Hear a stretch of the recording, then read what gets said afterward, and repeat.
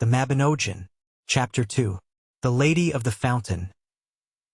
King Arthur was at Caerleon upon Usk, and one day he sat in his chamber, and with him were Owain the son of Urien, and Kynon the son of Clydno, and Kai the son of Kyner, and Guinevere and her handmaidens at needlework by the window.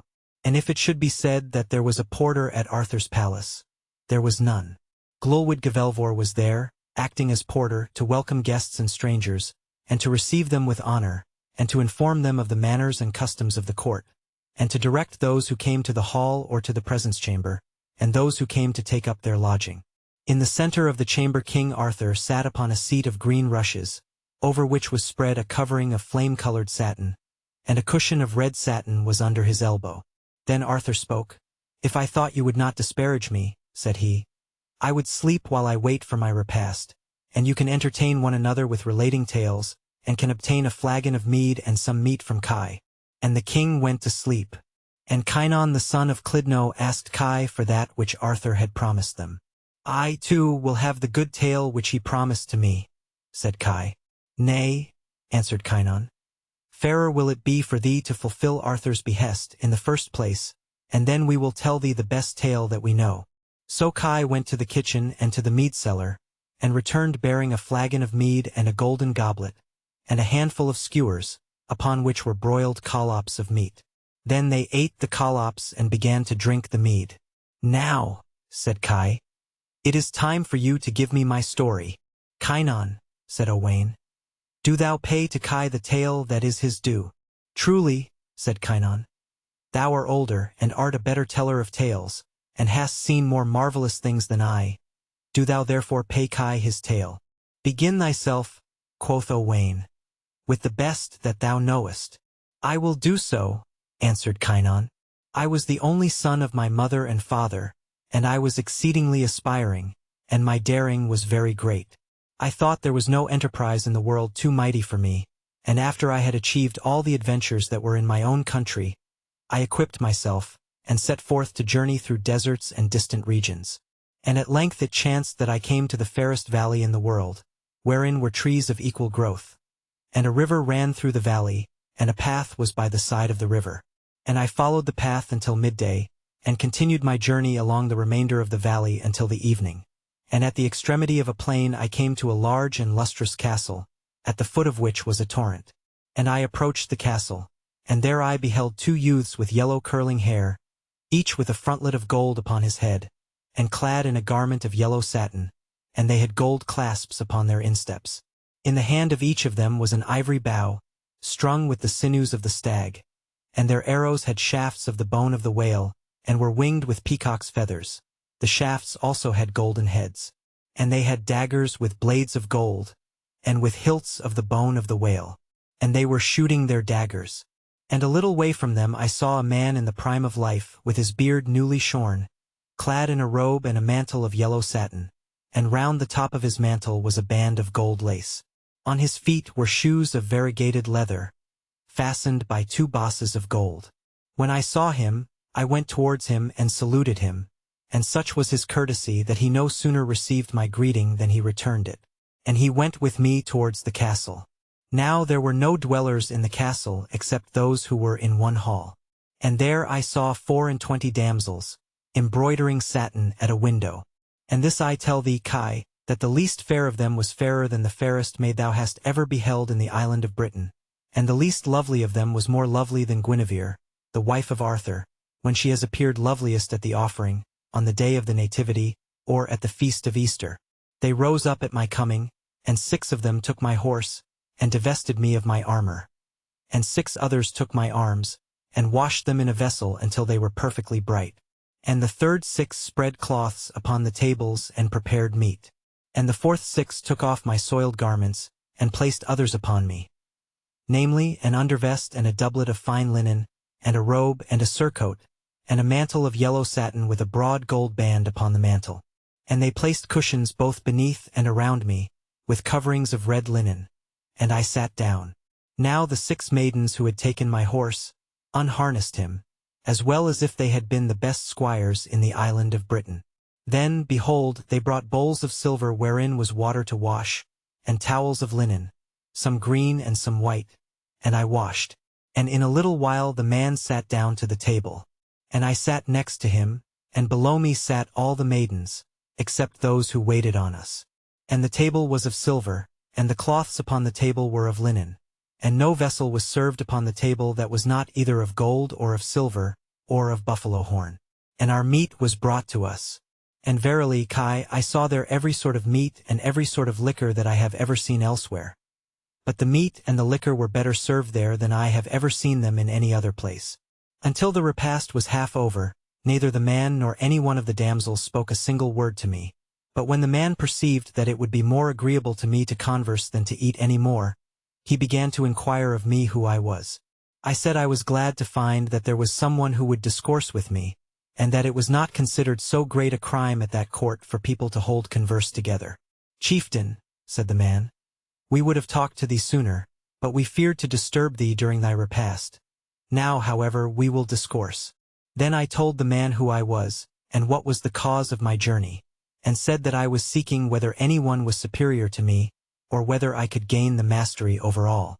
The man looked upon me, and he smiled and said, If I did not fear to distress thee too much, I would show thee that which thou seekest. Upon this I became anxious and sorrowful, and when the man perceived it, he said, If thou wouldest rather that I should show thee thy disadvantage than thine advantage, I will do so. Sleep here tonight, and in the morning arise early, and take the road upwards through the valley until thou reachest the wood through which thou camest hither. A little way within the wood thou wilt meet with a road branching off to the right, by which thou must proceed, until thou comest to a large sheltered glade with a mound in the center. And thou wilt see a black man of great stature on the top of the mound. He is not smaller in size than 2 of the men of this world. He has but 1 foot, and 1 eye in the middle of his forehead. And he has a club of iron, and it is certain that there are no 2 men in the world who would not find their burden in that club. And he is not a comely man, but on the contrary he is exceedingly ill-favored, and he is the woodward of that wood. And thou wilt see 1,000 wild animals grazing around him. Inquire of him the way out of the glade, and he will reply to thee briefly, and will point out the road by which thou shalt find that which thou art in quest of. And long seemed that night to me, and the next morning I arose and equipped myself, and mounted my horse, and proceeded straight through the valley to the wood, and I followed the crossroad which the man had pointed out to me, till at length I arrived at the glade. And there was I 3 times more astonished at the number of wild animals that I beheld, than the man had said I should be. And the black man was there, sitting upon the top of the mound. Huge of stature as the man had told me that he was, I found him to exceed by far the description he had given me of him.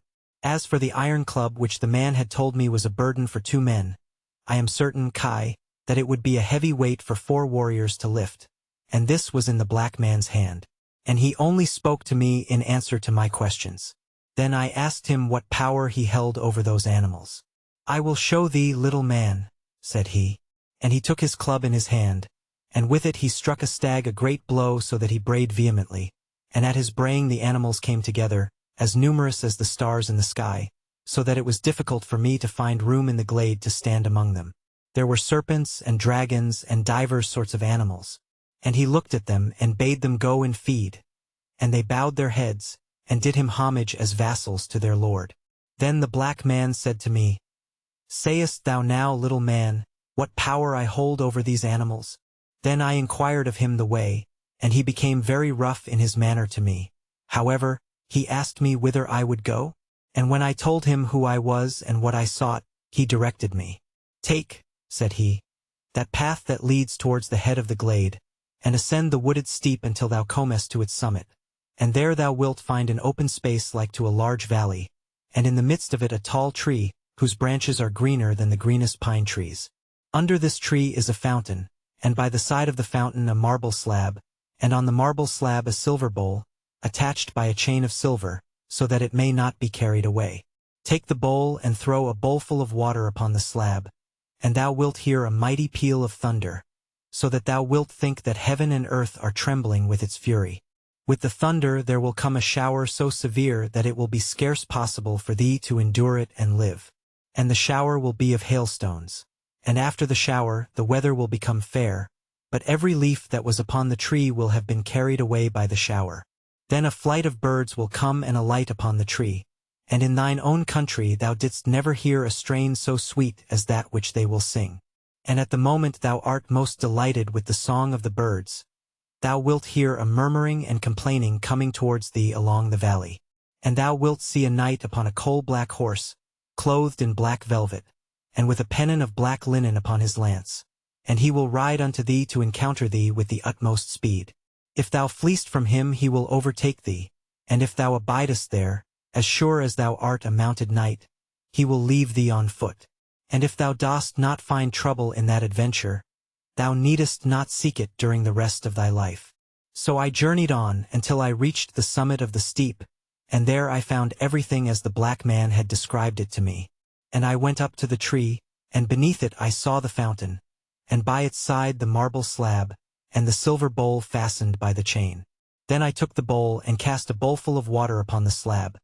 And thereupon, behold, the thunder came, much more violent than the black man had led me to expect. And after the thunder came the shower. And of a truth I tell thee, Kai, that there is neither man nor beast that can endure that shower and live. For not one of those hailstones would be stopped, either by the flesh or by the skin, until it had reached the bone. I turned my horse's flank towards the shower, and placed the beak of my shield over his head and neck, while I held the upper part of it over my own head. And thus I withstood the shower. When I looked on the tree there was not a single leaf upon it. And then the sky became clear, and with that, behold, the birds lighted upon the tree and sang. And truly, Kai, I never heard any melody equal to that, either before or since.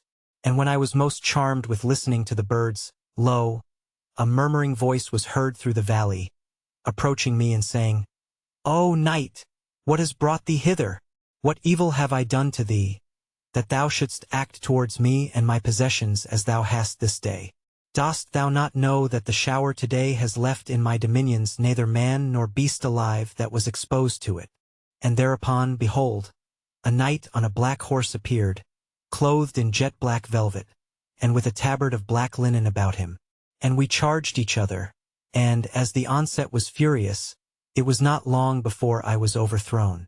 Then the knight passed the shaft of his lance through the bridle rein of my horse, and rode off with the two horses, leaving me where I was. And he did not even bestow so much notice upon me as to imprison me, nor did he despoil me of my arms. So I returned along the road by which I had come. And when I reached the glade where the black man was, I confess to thee, Kai, it is a marvel that I did not melt down into a liquid pool, through the shame that I felt at the black man's derision. And that night I came to the same castle where I had spent the night preceding. And I was more agreeably entertained that night than I had been the night before, and I was better feasted, and I conversed freely with the inmates of the castle, and none of them alluded to my expedition to the fountain, neither did I mention it to any, and I remained there that night. When I arose on the morrow, I found, ready saddled, a dark bay palfrey, with nostrils as red as scarlet. And after putting on my armor, and leaving there my blessing, I returned to my own court. And that horse I still possess, and he is in the stable yonder. And I declare that I would not part with him for the best palfrey in the island of Britain. Now of a truth, Kai, no man ever before confessed to an adventure so much to his own discredit, and verily it seems strange to me, that neither before nor since have I heard of any person besides myself who knew of this adventure, and that the subject of it should exist within King Arthur's dominions, without any other person lighting upon it. Now, quoth Owain, would it not be well to go and endeavor to discover that place? By the hand of my friend, said Kai, often dost thou utter that with thy tongue which thou wouldst not make good with thy deeds. In very truth, said Guinevere, it were better thou wert hanged, Kai, than to use such uncourteous speech towards a man like Owain. By the hand of my friend, good lady, said Kai, thy praise of Owain is not greater than mine. With that Arthur awoke, and asked if he had not been sleeping a little. Yes, lord, answered Owain. Thou hast slept a while. Is it time for us to go to meat? It is, lord, said Owain. Then the horn for washing was sounded, and the king and all his household sat down to eat.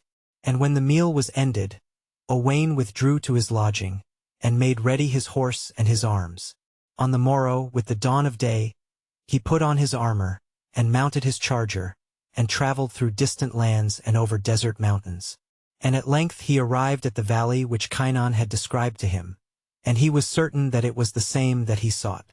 And journeying along the valley by the side of the river, he followed its course till he came to the plain and within sight of the castle. When he approached the castle, he saw the youths shooting their daggers in the place where Kynon had seen them, and the yellow man, to whom the castle belonged, standing hard by. And no sooner had Owain saluted the yellow man than he was saluted by him in return. And he went forward towards the castle, and there he saw the chamber, and when he had entered the chamber he beheld the maidens working at satin embroidery, in chairs of gold. And their beauty and their comeliness seemed to Owain far greater than Kynon had represented to him. And they rose to wait upon Owain, as they had done to Kynon, and the meal which they set before him gave more satisfaction to Owain than it had done to Kynon. About the middle of the repast, the yellow man asked Owain the object of his journey.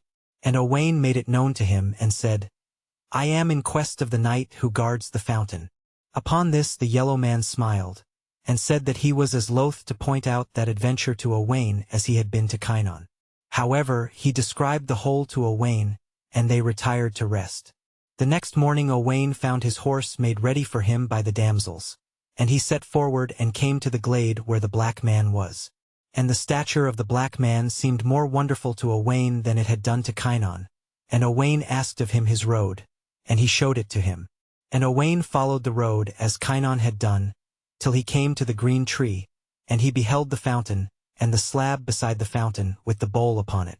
And Owain took the bowl, and threw a bowlful of water upon the slab.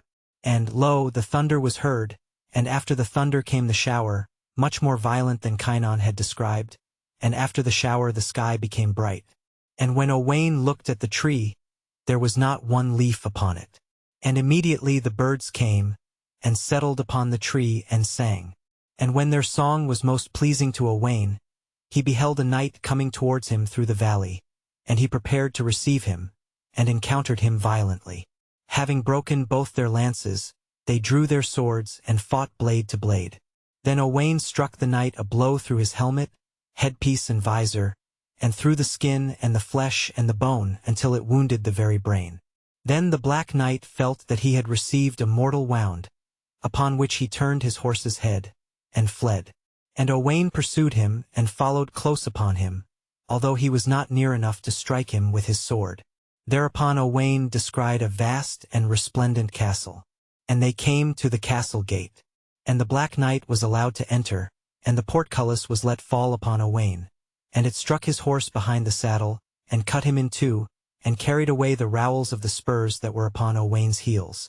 And the portcullis descended to the floor, and the rowels of the spurs and part of the horse were without, and Owain with the other part of the horse remained between the two gates, and the inner gate was closed, so that Owain could not go thence. And Owain was in a perplexing situation. And while he was in this state, he could see through an aperture in the gate a street facing him with a row of houses on each side. And he beheld a maiden with yellow curling hair, and a frontlet of gold upon her head.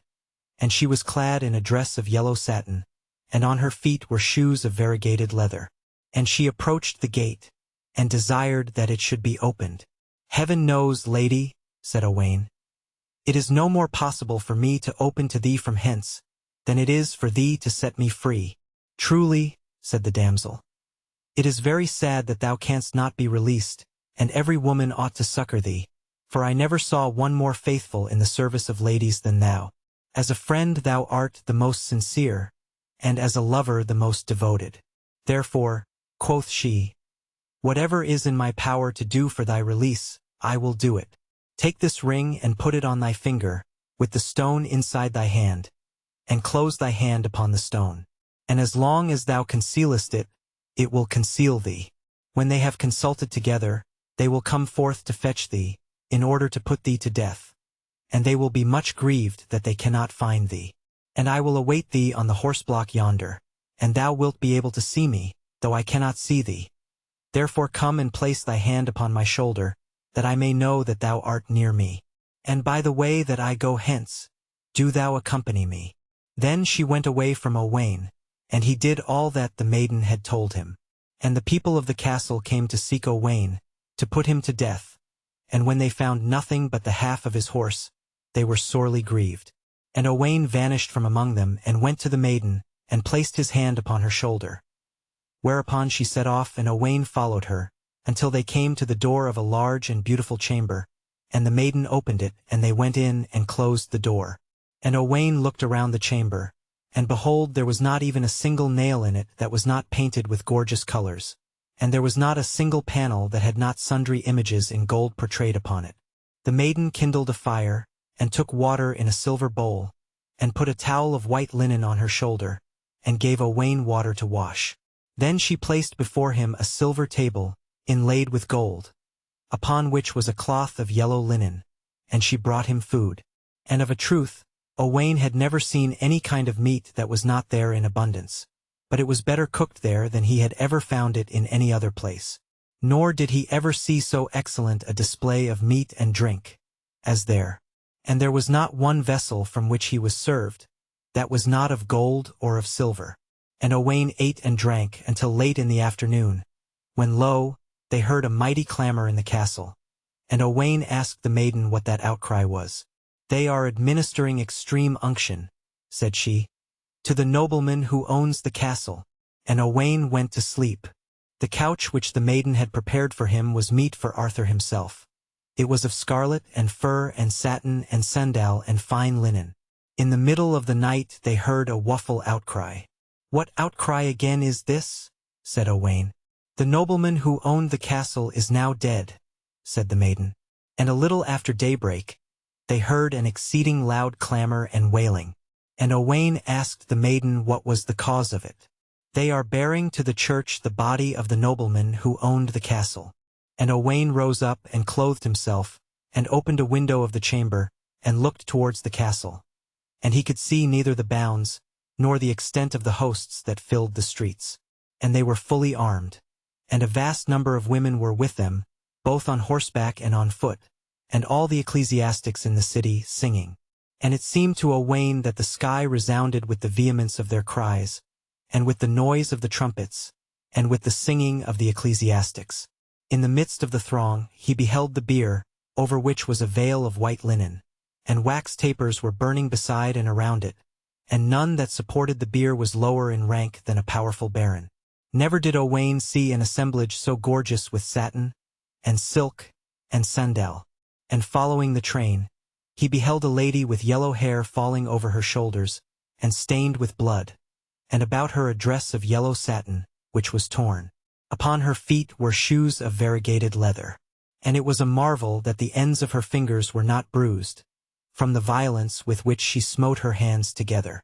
Truly she would have been the fairest lady Owain ever saw, had she been in her usual guise. And her cry was louder than the shout of the men, or the clamor of the trumpets. No sooner had he beheld the lady, than he became inflamed with her love, so that it took entire possession of him. Then he inquired of the maiden who the lady was. "Heaven knows," replied the maiden. "She may be said to be the fairest, and the most chaste, and the most liberal, and the wisest, and the most noble of women. And she is my mistress, and she is called the Countess of the Fountain, the wife of him whom thou didst slay yesterday." "Verily," said Owain, "she is the woman that I love best." "Verily," said the maiden, "she shall also love thee not a little." And with that the maid arose and kindled a fire and filled a pot with water and placed it to warm. And she brought a towel of white linen and placed it around Owain's neck. And she took a goblet of ivory and a silver basin and filled them with warm water, wherewith she washed Owain's head. Then she opened a wooden casket and drew forth a razor, whose haft was of ivory, and upon which were 2 rivets of gold. And she shaved his beard, and she dried his head and his throat with the towel. Then she rose up from before Owain, and brought him to eat. And truly Owain had never so good a meal, nor was he ever so well served. When he had finished his repast, the maiden arranged his couch. "Come here," said she, "and sleep, and I will go and woo for thee." And Owain went to sleep, and the maiden shut the door of the chamber after her, and went towards the castle. When she came there, she found nothing but mourning and sorrow. And the countess in her chamber could not bear the sight of anyone through grief. Lund came and saluted her, but the countess answered her not. And the maiden bent down towards her and said, "What aileth thee, that thou answerest no one today?" "Lund," said the countess, "what change hath befallen thee, that thou hast not come to visit me in my grief? It was wrong in thee, and I having made thee rich. It was wrong in thee that thou didst not come to see me in my distress. That was wrong in thee." "Truly," said Lund, "I thought thy good sense was greater than I find it to be. Is it well for thee to mourn after that good man, or for anything else, that thou canst not have? I declare to heaven," said the countess, "that in the whole world there is not a man equal to him." "Not so," said Lund, "for an ugly man would be as good as or better than he." "I declare to heaven," said the countess, "that were it not repugnant to me to cause to be put to death one whom I have brought up, I would have thee executed, for making such a comparison to me. As it is, I will banish thee." "I am glad," said Lund, "that thou hast no other cause to do so, than that I would have been of service to thee where thou didst not know what was to thine advantage. And henceforth evil betide whichever of us shall make the first advance towards reconciliation to the other, whether I should seek an invitation from thee, or thou of thine own accord shouldst send to invite me." With that Lund went forth, and the countess arose and followed her to the door of the chamber, and began coughing loudly. And when Lund looked back, the countess beckoned to her, and she returned to the countess. "In truth," said the countess, "evil is thy disposition, but if thou knowest what is to my advantage, declare it to me." "I will do so," quoth she. "Thou knowest that except by warfare and arms it is impossible for thee to preserve thy possessions. Delay not, therefore, to seek someone who can defend them." "And how can I do that?" said the countess. "I will tell thee," said Lund. "Unless thou canst defend the fountain, thou canst not maintain thy dominions, and no one can defend the fountain except it be a knight of Arthur's household. And I will go to Arthur's court, and ill betide me, if I return thence without a warrior who can guard the fountain as well as, or even better than, he who defended it formerly." "That will be hard to perform," said the countess. "Go, however, and make proof of that which thou hast promised." Lund set out under the pretense of going to Arthur's court, but she went back to the chamber where she had left Owain, and she tarried there with him as long as it might have taken her to have travelled to the court of King Arthur. And at the end of that time, she apparelled herself and went to visit the countess. And the countess was much rejoiced when she saw her, and inquired what news she brought from the court. "I bring thee the best of news," said Lund, "for I have compassed the object of my mission. When wilt thou, that I should present to thee the chieftain who has come with me hither?" "Bring him here to visit me tomorrow at midday," said the countess, "and I will cause the town to be assembled by that time." And Lund returned home, and the next day at noon, Owain arrayed himself in a coat, and a surcoat, and a mantle of yellow satin, upon which was a broad band of gold lace. And on his feet were high shoes of variegated leather, which were fastened by golden clasps, in the form of lions. And they proceeded to the chamber of the countess. Right glad was the countess of their coming, and she gazed steadfastly upon Owain, and said, "Lund, this knight has not the look of a traveller." "What harm is there in that, lady?" said Lund. "I am certain," said the countess, "that no other man than this chased the soul from the body of my lord." "So much the better for thee, lady," said Lund. "For had he not been stronger than thy lord, he could not have deprived him of life. There is no remedy for that which is past, be it as it may." "Go back to thine abode," said the countess, "and I will take counsel."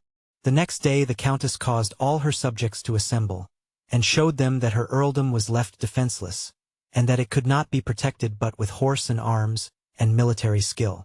"Therefore," said she, "this is what I offer for your choice. Either let one of you take me, or give your consent for me to take a husband from elsewhere to defend my dominions." So they came to the determination that it was better that she should have permission to marry someone from elsewhere. And thereupon she sent for the bishops and archbishops to celebrate her nuptials with Owain. And the men of the earldom did Owain homage. And Owain defended the fountain with lance and sword. And this is the manner in which he defended it. Whensoever a knight came there he overthrew him, and sold him for his full worth, and what he thus gained he divided among his barons and his knights. And no man in the whole world could be more beloved than he was by his subjects. And it was thus for the space of 3 years. It befell that as Gwalchmai went forth one day with King Arthur, he perceived him to be very sad and sorrowful. And Gwalchmai was much grieved to see Arthur in this state. And he questioned him, saying, "O my lord, what has befallen thee?" "In sooth, Gwalchmai," said Arthur, "I am grieved concerning Owain, whom I have lost these 3 years, and I shall certainly die if the 4th year passes without my seeing him. Now I am sure that it is through the tale which Kynon the son of Clydno related, that I have lost Owain." "There is no need for thee," said Gwalchmai, "to summon to arms thy whole dominions on this account, for thou thyself and the men of thy household will be able to avenge Owain, if he be slain, or to set him free if he be in prison, and if alive to bring him back with thee." And it was settled according to what Gwalchmai had said.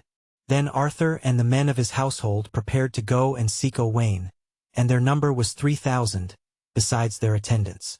And Kynon the son of Clydno acted as their guide.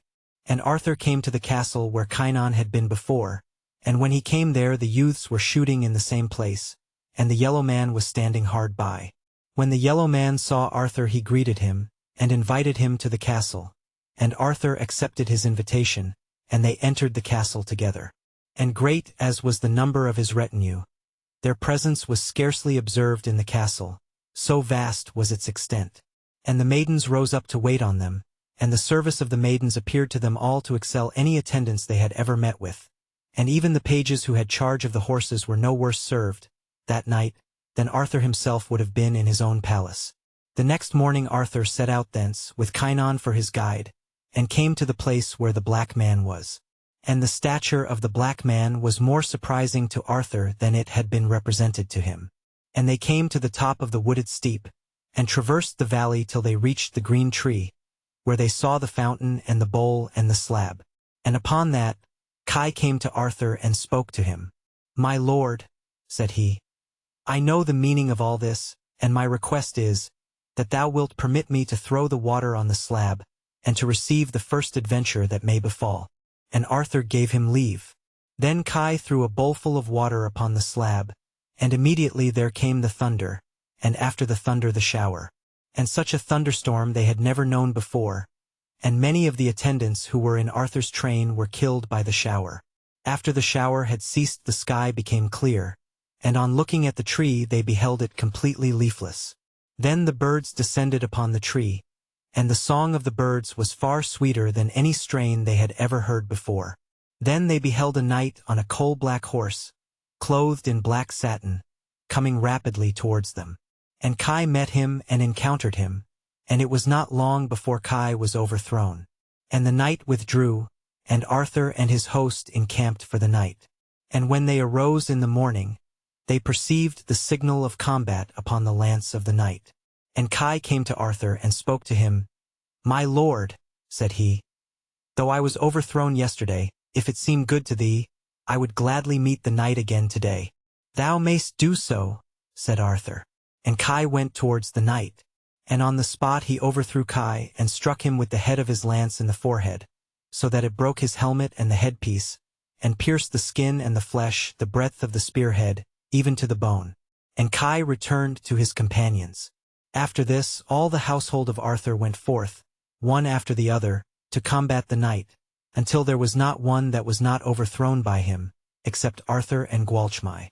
And Arthur armed himself to encounter the knight. "Oh, my lord," said Gwalchmai, "permit me to fight with him first." And Arthur permitted him. And he went forth to meet the knight, having over himself and his horse a satin robe of honor which had been sent him by the daughter of the Earl of Rangi. And in this dress he was not known by any of the host.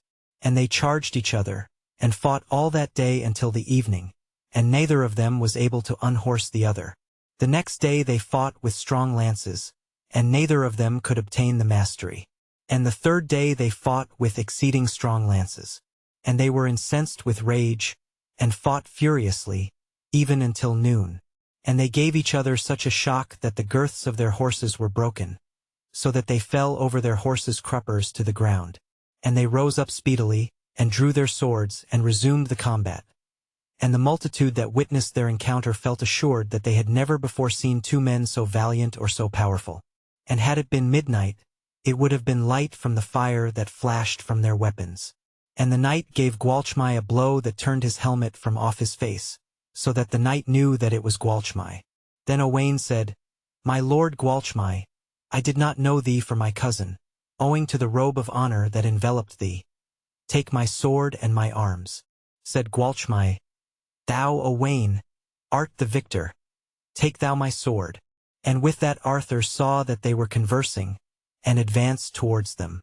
"My lord Arthur," said Gwalchmai, "here is Owain, who has vanquished me and will not take my arms." "My lord," said Owain, "it is he that has vanquished me, and he will not take my sword." "Give me your swords," said Arthur, "and then neither of you has vanquished the other." Then Owain put his arms around Arthur's neck, and they embraced. And all the host hurried forward to see Owain, and to embrace him, and there was nigh being a loss of life, so great was the press. And they retired that night, and the next day Arthur prepared to depart. "My lord," said Owain, "this is not well of thee, for I have been absent from thee these 3 years, and during all that time up to this very day, I have been preparing a banquet for thee, knowing that thou wouldst come to seek me. Tarry with me, therefore, until thou and thy attendants have recovered the fatigues of the journey, and have been anointed." And they all proceeded to the castle of the Countess of the Fountain, and the banquet which had been 3 years preparing was consumed in 3 months. Never had they a more delicious or agreeable banquet. And Arthur prepared to depart. Then he sent an embassy to the Countess, to beseech her to permit Owain to go with him for the space of 3 months, that he might show him to the nobles and the fair dames of the island of Britain. And the Countess gave her consent, although it was very painful to her. So Owain came with Arthur to the island of Britain. And when he was once more amongst his kindred and friends, he remained 3 years instead of 3 months with them. And as Owain one day sat at meat, in the city of Caerleon upon Usk, behold a damsel entered upon a bay horse, with a curling mane and covered with foam, and the bridle and so much as was seen of the saddle were of gold. And the damsel was arrayed in a dress of yellow satin. And she came up to Owain, and took the ring from off his hand. "Thus," said she, "shall be treated the deceiver, the traitor, the faithless, the disgraced, and the beardless." And she turned her horse's head and departed. Then his adventure came to Owain's remembrance, and he was sorrowful. And having finished eating he went to his own abode and made preparations that night. And the next day he arose but did not go to the court, but wandered to the distant parts of the earth and to uncultivated mountains. And he remained there until all his apparel was worn out, and his body was wasted away, and his hair was grown long. And he went about with the wild beasts and fed with them, until they became familiar with him. But at length he grew so weak that he could no longer bear them company.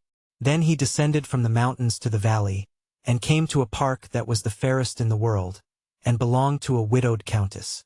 One day the countess and her maidens went forth to walk by a lake, that was in the middle of the park. And they saw the form of a man, and they were terrified. Nevertheless they went near him, and touched him, and looked at him. And they saw that there was life in him, though he was exhausted by the heat of the sun. And the countess returned to the castle, and took a flask full of precious ointment, and gave it to one of her maidens. "Go with this," said she, "and take with thee yonder horse and clothing, and place them near the man we saw just now, and anoint him with this balsam, near his heart. And if there is life in him, he will arise through the efficacy of this balsam. Then watch what he will do."